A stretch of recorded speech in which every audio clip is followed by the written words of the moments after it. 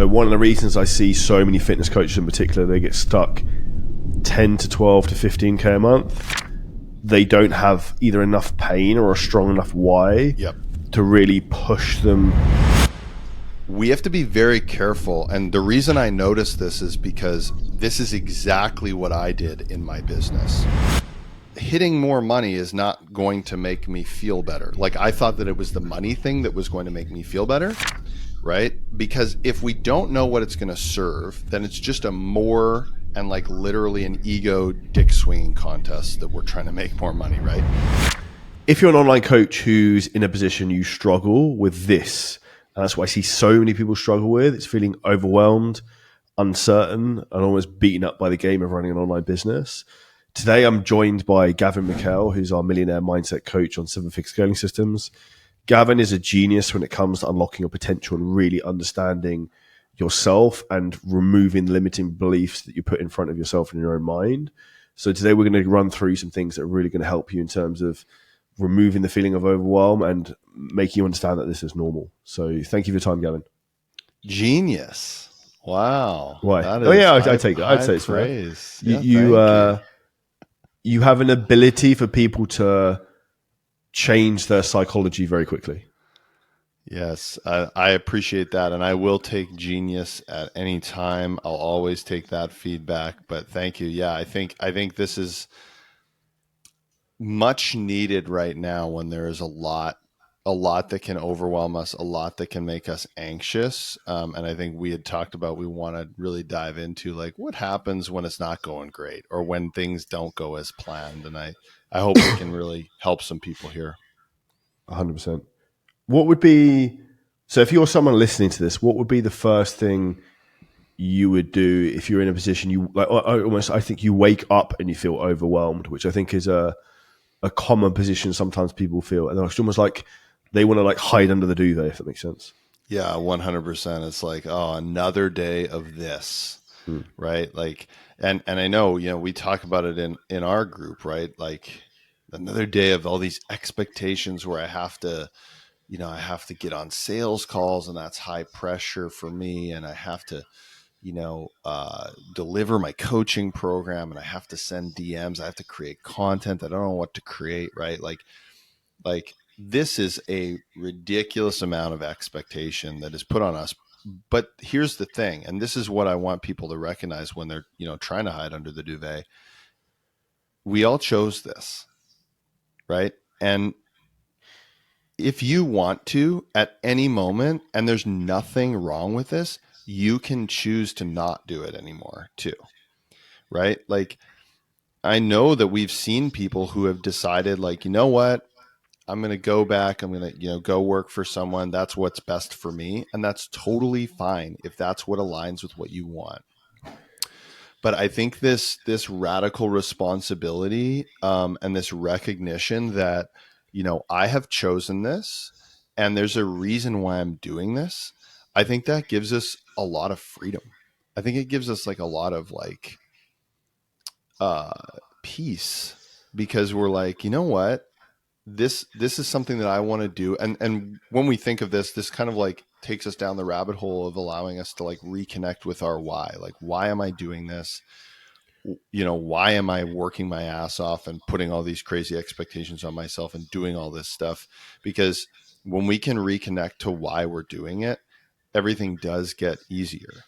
And I think this responsibility, it can be scary, but it can also be, like I said, freeing and allowing us to go, you know what? I chose this. And so I'm going to choose to dive in head first because I know that I can, and I know that this is what the world needs from me. 100%. I think when you understand everything is your own conscious choice and you also have the ability to choose not to do it, you then realize like what is the other option? You go back to where you were before working for someone else. Right. I've even had this recently, like, like I'm working with you guys and I'm working with Craig Ballantyne, and I remember, I've had these thoughts. I get overwhelmed too, right? I have lots of coaching calls. You're putting so many clients on my plate, Charlie. It's a good thing, but, so I'll sometimes be like, oh man, I got so many calls. And then I go back and I remember like when I was running my business, like my own business, and I was doing sales calls and all these things, I still had a lot of calls, right? I had calls with potential, people who could connect me to other leads. I had calls, sales calls. I had clarity calls. I had coaching calls. So now all I've done is, I've kind of like moved from these calls where I don't know what the outcome's going to be to I know what the outcome's going to be. I am showing up in coaching. And that's what works really well for me.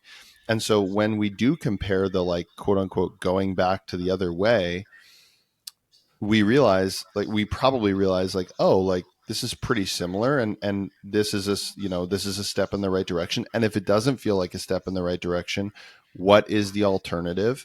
And I could go back to that. Do I choose to? If I do, totally fine. If I don't, then get your boots on and let's go. Let's get to work. Yeah, and I think for me, one of the things that motivates me is like never going back to working in a state agency again, or like. Yeah. And here's a really weird way to frame it. I don't know what your take with this is, a good thing or bad thing to do, but it's never a necessarily bad thing. But on my Trello board of tasks to do, I used to have a guy with a suit, like a suit and tie, to Yeah. remind me that I need to do this, so I don't have to go back to that lifestyle. Yeah, I think that's great. I think it's really important. One of the things I'll often say to people, I had a call last night, and it was a woman who was on the call. She had signed up for coaching, right, with this coach that I was presenting for. And she said, I remember the moment when I was like I was on the sales call, and it was just this huge fear of like, what if this doesn't work out? And I said to her, you know, you what you can do is you can kind of go further on that. It's like, well, what if it doesn't work out, right? And I think this is what you're doing is you're kind of like framing it as like, okay, like this is the other option. This is the only other place where I have the ability to make money and make a living, and this is not what I want at all.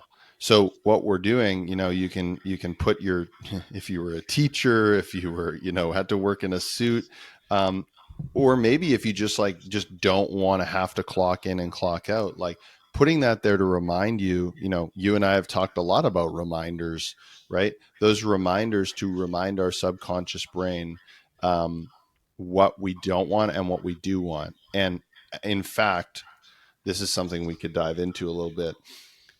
What we don't want and like the fear and like those quote unquote negative emotions are often the best drivers, especially early on, because it's, as humans, it's way more powerful to run away from something, right? To run away from fear, run away from these things that we don't want, than it is to run towards something. At some point that does need to shift, right? We need to start like looking forwards.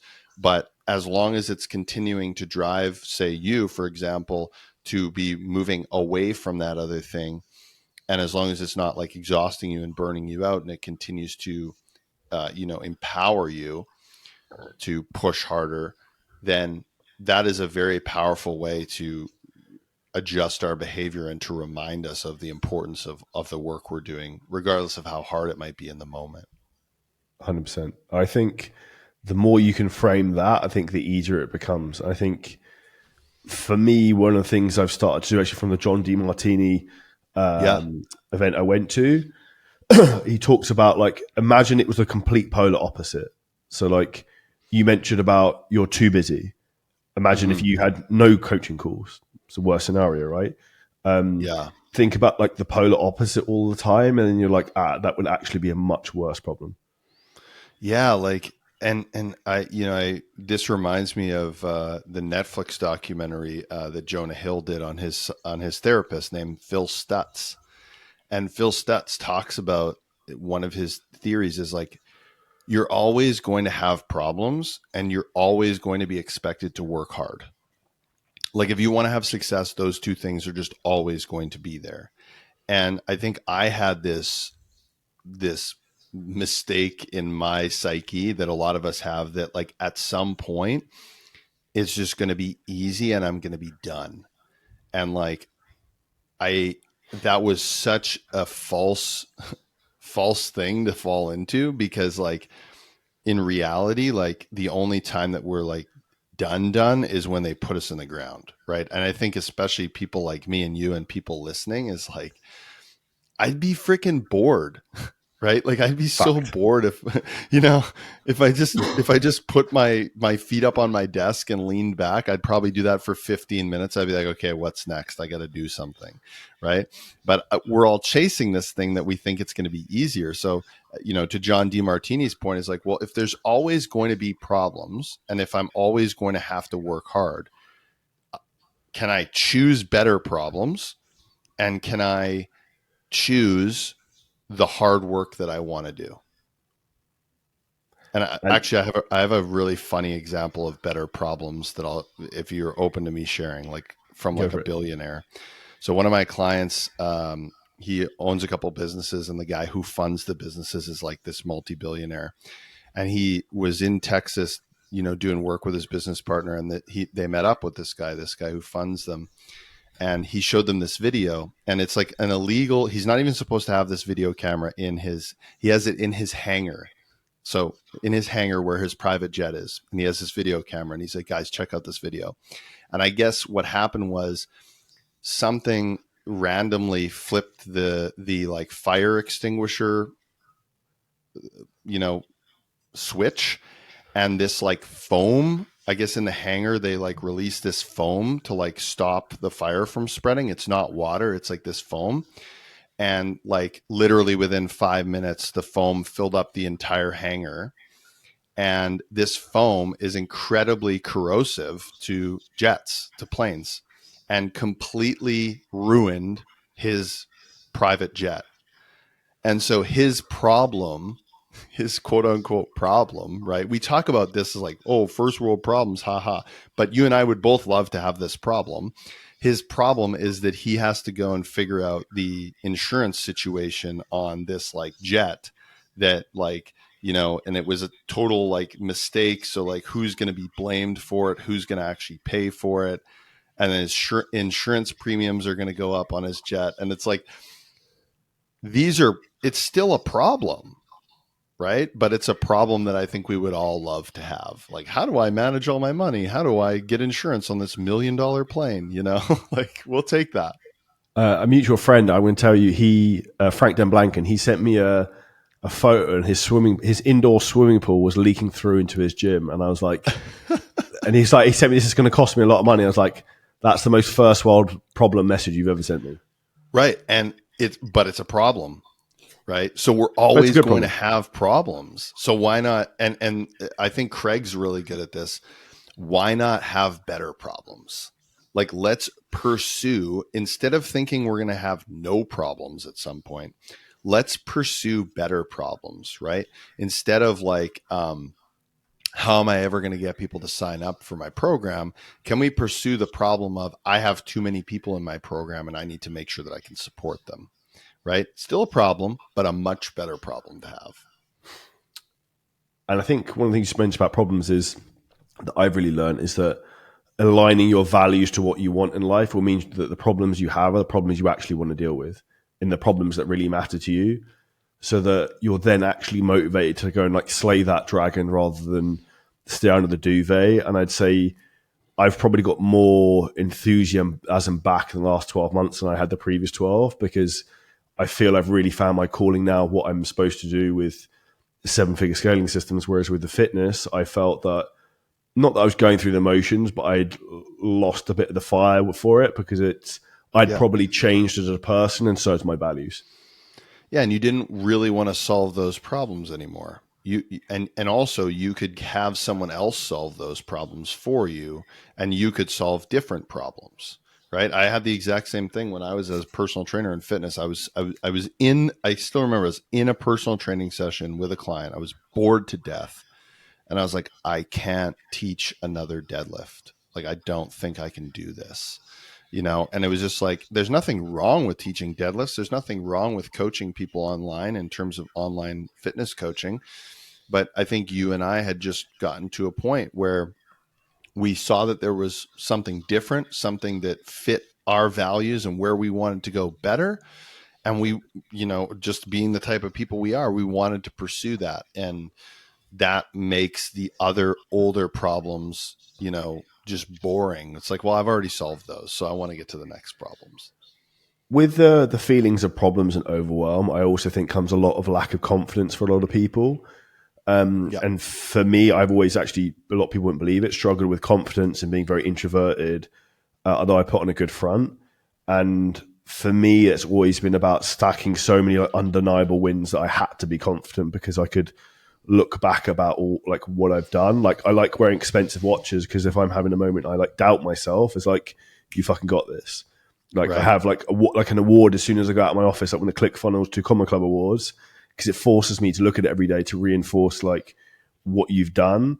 What would you say to anyone who's in a position like they maybe have that same mindset that I did, Mm-hmm. but they haven't got yet to the position where they've got maybe the success they're seeking?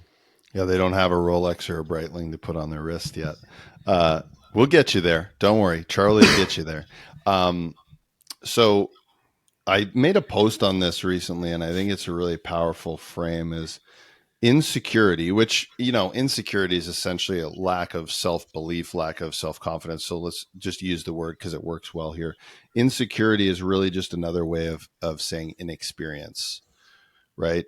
So I mean, the first time that I ever coached a client in the gym, I had no confidence. Right? It was like deep breath, breathing into a paper bag in the bathroom before they walked in for their session. Right? And then, a year later, it was like I could do it in my sleep. Right? The first time I ever jumped on a high ticket sales call, just about vomited when I dropped the pricing number. Right? And then it was just like it became a number. It didn't even phase me at all.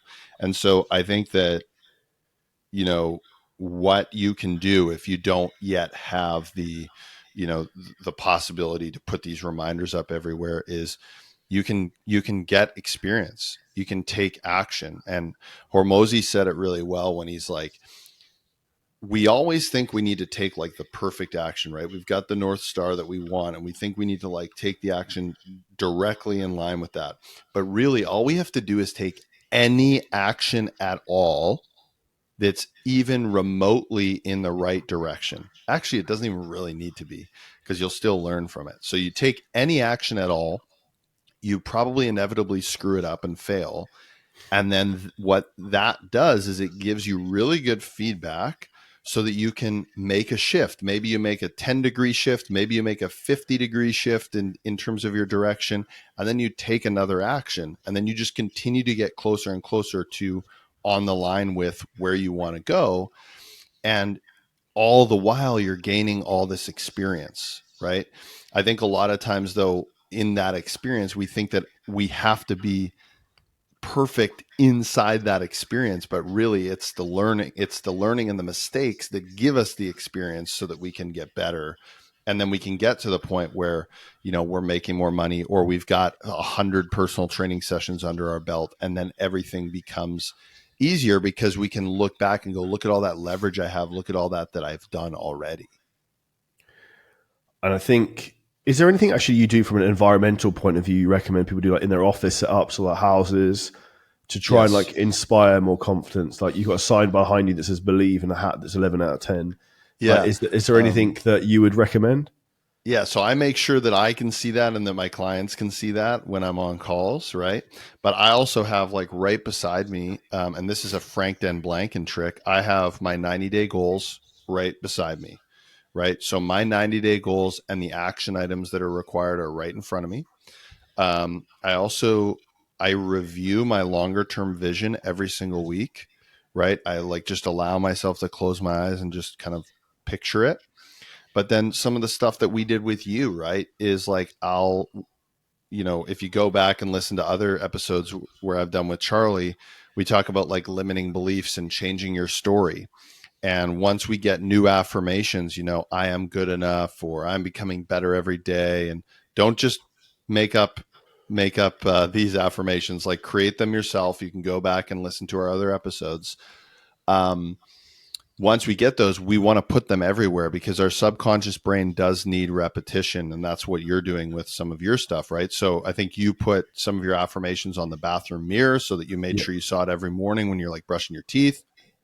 I talk to people, put post-it notes on your laptop, put post-it notes on the wall, behind your laptop, behind your workstation.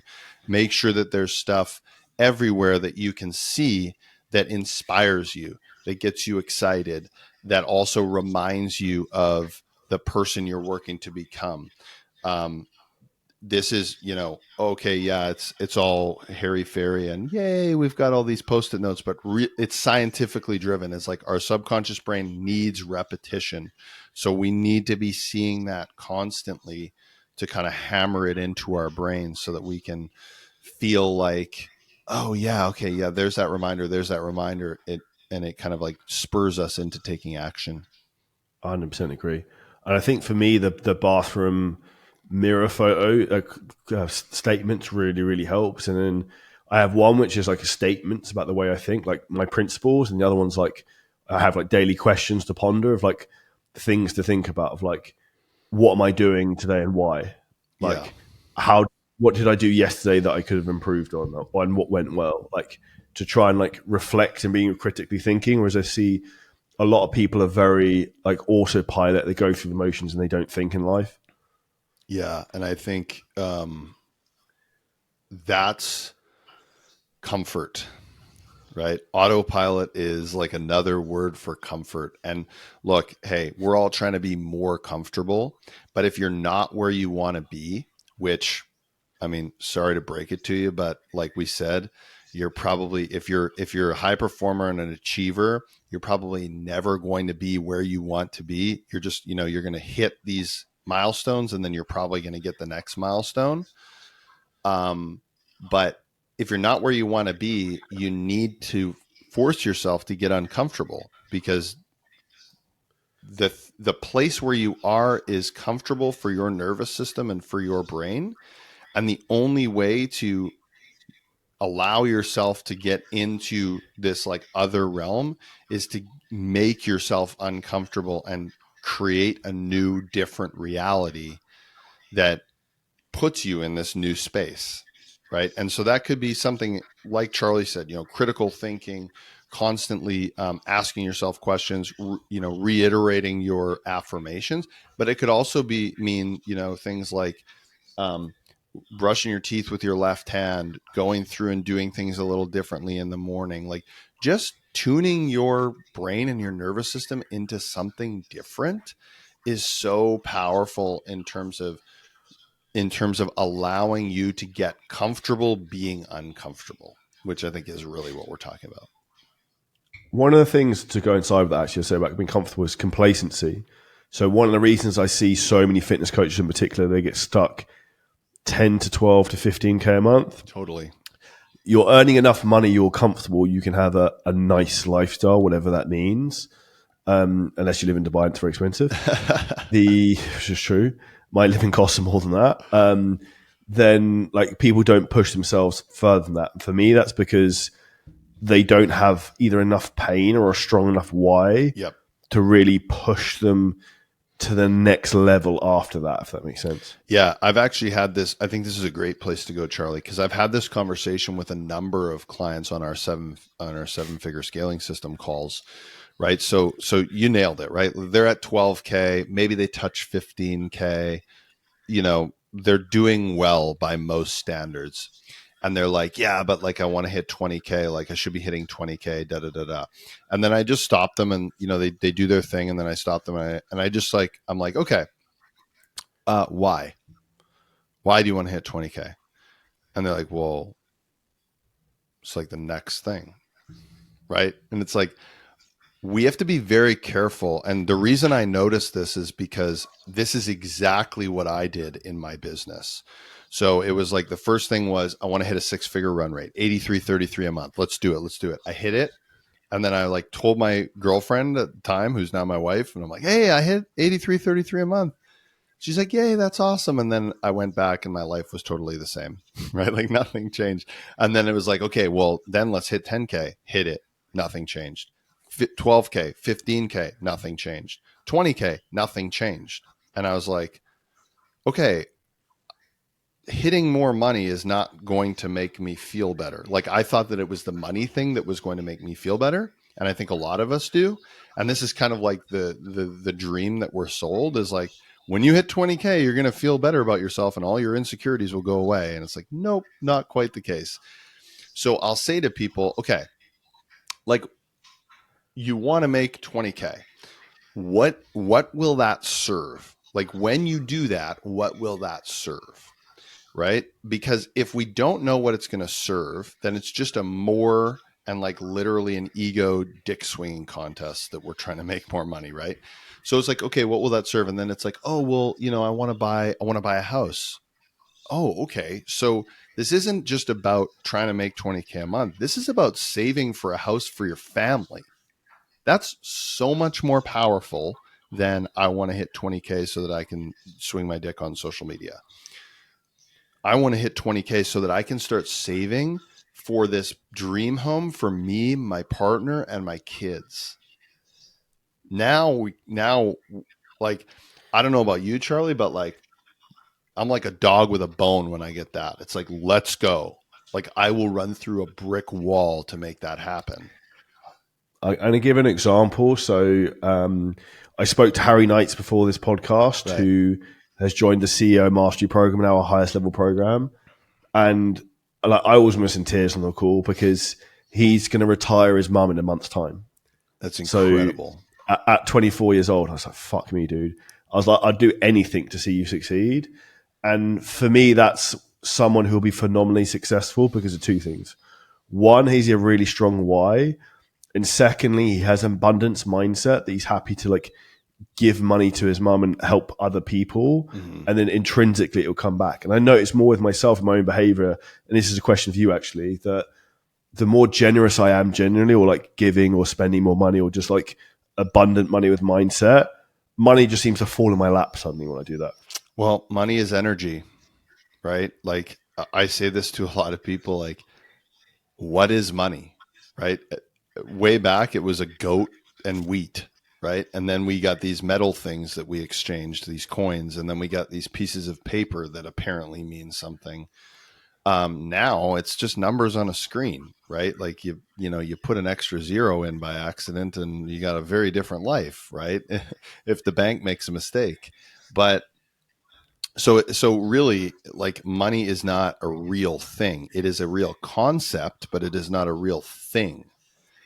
So what is it? It's energy, right? And so energy, as many fitness people will know, when you put out energy, you get energy back, right? You go for a walk, you feel more energized after. You go work out, you feel more energized after.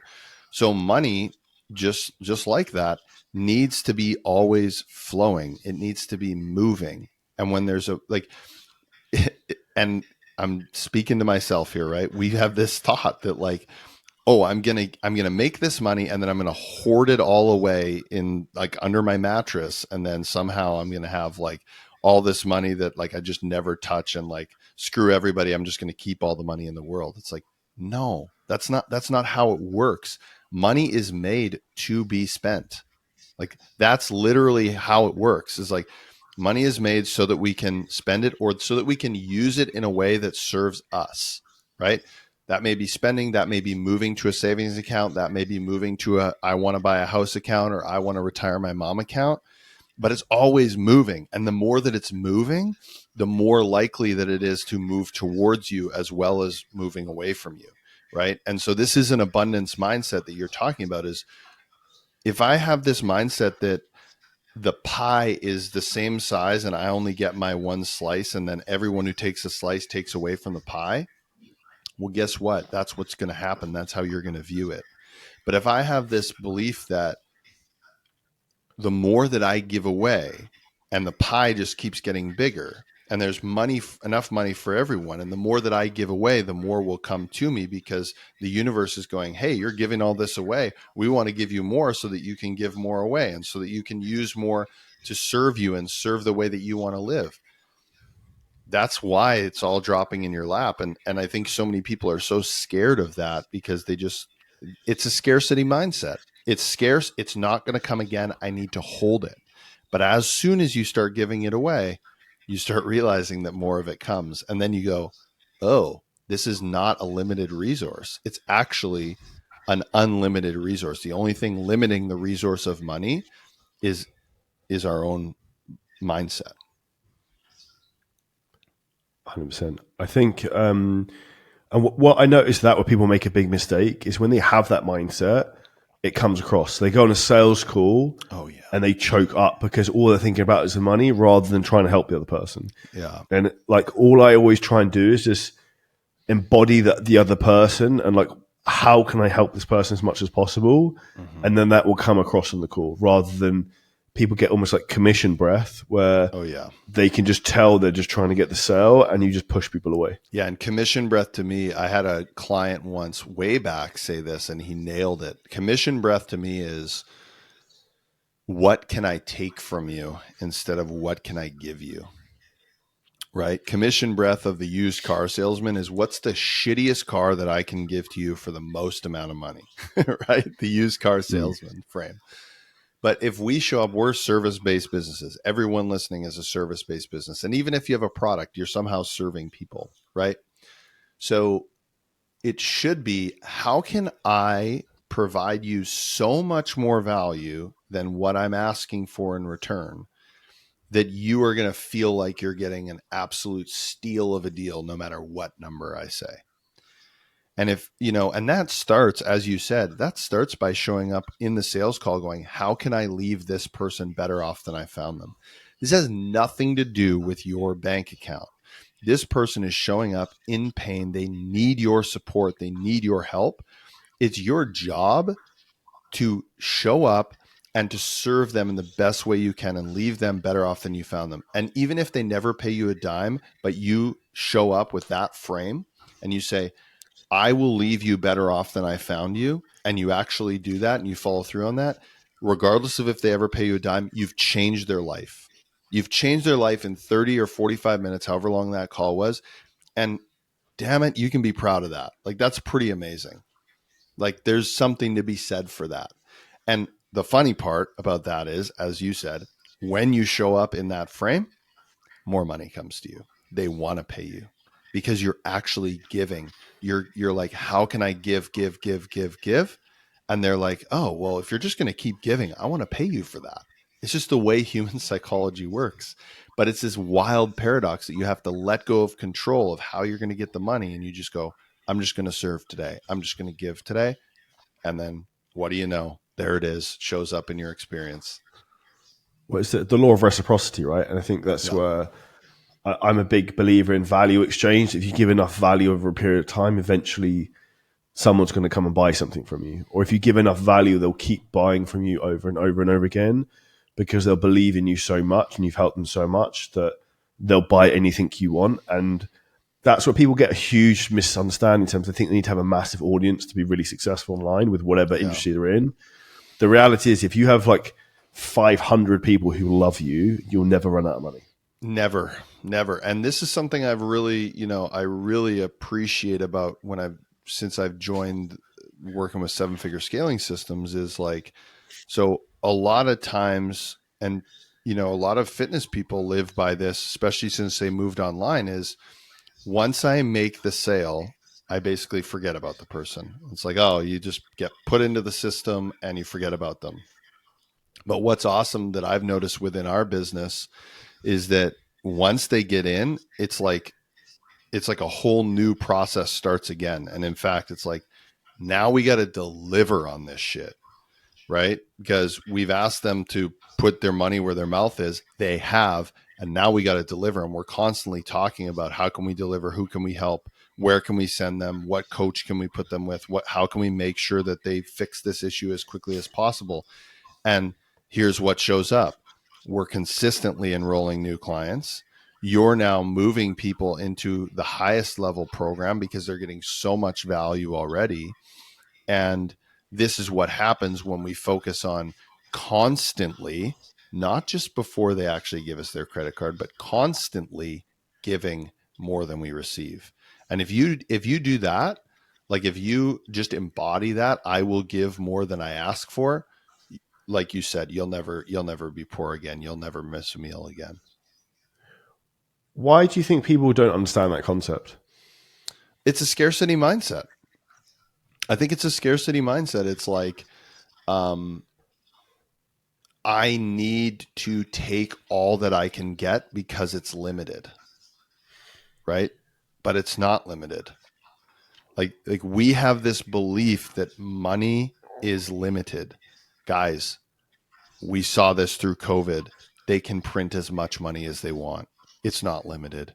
Like they can just add zeros on the computer. It's not limited. There will we will never run out of money as a society ever. So and if you just like go like to the wealthy area of your town for a walk, you will see that there is no lack of money ever. Like if I in the middle of when they were saying there was a quote unquote recession, and I don't know if they're still saying that. I don't even listen anymore. I would go for bike rides down the wealthiest. There's like we're pretty close to it, so I could go for a bike ride down the wealthiest street in our city, and every house was under construction. They're building new houses. They're redoing the entire house. I'm like, there's no problem with money. There's no problem with money because these people have a different view that there is always enough and that they will never run out and that they can constantly make more. And so the only thing that stops people is believing that something different there, believing that it is limited. It's not. Like that's a false belief that you have. So just change it, okay?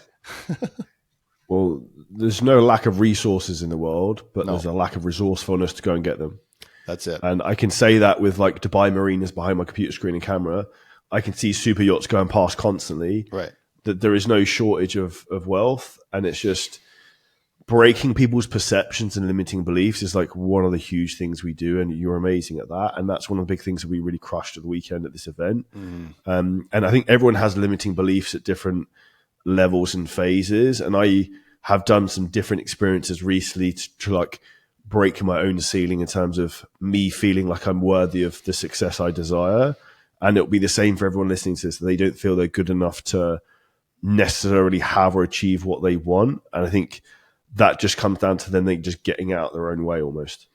Yeah, and I'll just encourage these people, you talk about two key things around limiting beliefs around am I worthy or I'm not worthy and I'm not good enough, right? And like I'll encourage people who are maybe feeling the same way, like I'm not worthy of this or I'm not good enough to get, six figures or seven figures or whatever it is. Like what is good enough? What is worthy? Like how will you know when you are? Right? Because this is a chicken or the egg thing. It's like we think we have to be good enough to get the thing, but yet there are people who are we can see are not as good as us who have the thing. Like I know Charlie well enough, like I know where you're at and I know what you're doing to know that your program is good enough, quote unquote. But like what else is telling me that Charlie is better than anybody else? Right? What else is like it's not really it's this kind of like fake concept that we think like, oh, well, once I'm good enough, then I'll get the thing. Or is it a chicken or the egg? Will you get the thing when you believe you're good enough? Right? It's this, we all heard it from our parents. I'll believe it when I see it. Totally false. I'll see it once I believe it. That's the real right there. So once you believe that you're good enough, once you believe that you are worthy, you will see it. That's when it will come back to you. Right. So all we're doing is kind of like flipping it on its head that like there's no definition for being good enough to make $1 million. Who knows what's good enough? But if you believe that you can make $1 million, if you believe you're worthy of that, if you can work on your beliefs there, then you start taking the actions to do it. And then the actions is what makes it happen. Thoughts become things. Yeah, exactly. Thoughts become things. And this is, again, this is this paradox that we don't believe. We think that we have to see the thing first, then we'll think it. Not the case at all. Once you think it, it will become real. And it's actually interesting. With the weekend we had at the mastermind event in Dubai, I had a vision in my head of what I wanted to do, and then to finally see it come to fruition. There's like a photo of everyone on a balcony at the event, and Dubai like skyline behind it. And like when I looked at that, I was like, "Fuck!" It was like We the did it. vision has come into reality, and I think you don't have to have a clear. I had a blurred vision of what I wanted to do, and say with my fitness business, Mm-hmm.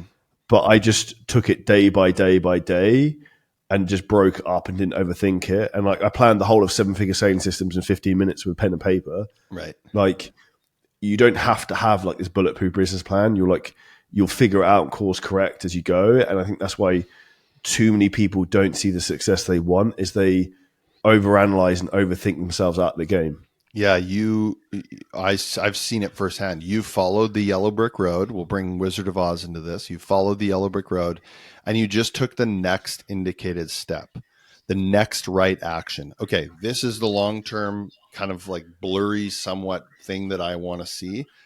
What's the next right action to get me moving towards that thing? And then as it became closer and closer and closer, and you started planning this event, it was like, okay, now I can get really clear on what I want this to look like. I can see some things coming together. This is what I want it to look like. And what I find really funny is like literally you sent the photo of the event to our team. You're like, here's everyone at the event. This is amazing. And then you're like, next event is. And it was just like, because you were so fired up and you were like, this is exactly what I want to see. And now I am even clearer on what I want to see next time. This is when it's going to be. This is how many people we're shooting for. This is how we're going to deliver it. Let's go. And the entire team just goes like, gets in line. And we're like, okay, we're going. Like we're on this train because the vision is so clear and the vision is so big that we're like, I can get inside that vision. I can do that. I have interest because it's been interesting as people to listen to. How do you respond in other people in the team when you see stuff like that? Like me as a team member, and I see that. Yeah. So I respond with, fuck yeah. Like you, and I think this is a big piece. So if you have a team, right, your vision, their vision has to fit inside of your vision. So if you're a team leader, your vision has to be big enough to fit other people's vision inside of yours. So something for me, like I'm what I would call like an intrapreneur in your business, right? If I perform well, I will make more money and I will do better, right? So I'm like within your business, but I can also easily scale my way up in my own business within Yeah. your business. So for me, I'm going like, okay, the bigger his vision gets, the bigger my vision gets. And I know what I want. I want to be able to coach more people. I want to be able to serve more people. And of course, I want to make more money. Well, Charlie is direct reflection of that. So when I see that and when it's really clear where to go, and I've worked in businesses where it isn't clear, when it's really clear where to go, I'm just like, where's the next brick wall you want me to run through?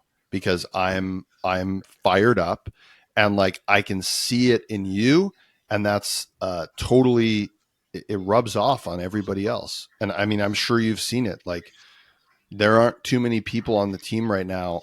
Again, I don't have a huge pulse on it, but I would imagine there aren't many people on the team right now who are dragging ass. Like I think a lot No. of people are like focused, aligned, and doing their job. Yeah. And something I said actually at the event was, and this is not an arrogant statement, is they don't build statues to committees, they build statues to men, which is why you have to have one person who's a leader who fucking pushes the shit forward and like sets the direction. Yeah. And for anyone listening to you in this who's like the head of their business, you have to be that person who's like setting the pace. Mm-hmm. Mm-hmm. And again, to bring it back full circle to what we talked about kind of right at the start, if you realize that that's not you, that's okay. And there are other options too, right? Of like something like me where you become an intrapreneur and you go and work with somebody who inspires you and who is doing what you want to do. Since I have started working for Craig and for Charlie, I have totally locked in on exactly what I want to do, which is coaching and working with people's mindset and helping them move forward in that sense. And I've gotten so many opportunities, which shows me that I'm aligned, right?